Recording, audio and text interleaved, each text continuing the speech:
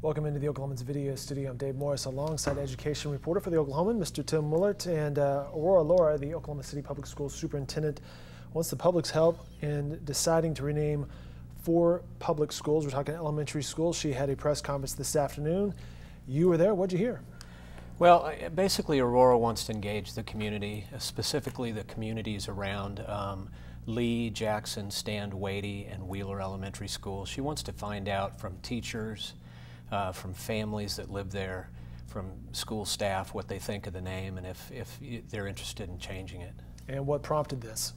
Well, the events of Charlottesville prompted it. The school board met Monday night and there was a lot of discussion about it. Apparently some kids came to school on Monday after the weekend and had questions, concerns, were upset. Some school board members brought it up at the meeting, and one school board member in particular thought that the names of at least 2 of those schools needed to be discussed. And then the next day Aurora issued a statement and said that she was going to leave it up to the board to decide if they wanted to move forward with something like this. And the majority of the board has expressed an interest in renaming the schools because they feel like the names don't necessarily reflect the feelings that the school believes in. And that was what I was going to ask you next, is what happens next in this?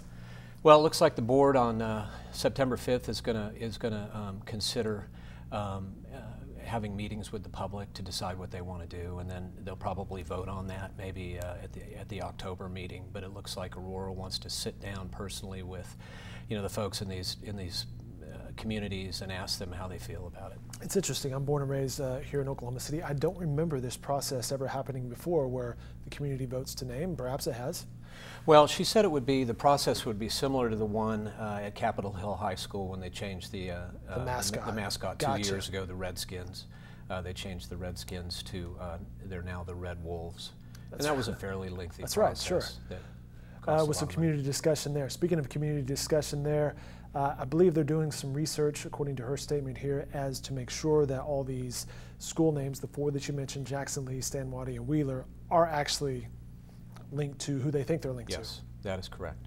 There are also some concerns about the cost involved. Aurora said today they're revising some of those initial estimates. She said it would probably cost about $50,000 per school. Now, obviously the cost to change the name at Capitol Hill High School was much more expensive because they had sports teams and they had floors with designs and stuff. This would basically be signage and letterhead and that sort of thing. So she said it may not cost as much to change the names at those schools. She did say, however, that the school, it can't really afford to do that, and they're going to look for community partners or donations to do that. So it sounds like if the folks want to move forward with a name change, somebody's going to have to come up with the money to do that. A couple of board members have already said that they support the name change, but they have some concerns about taking money away from students to fund the name change.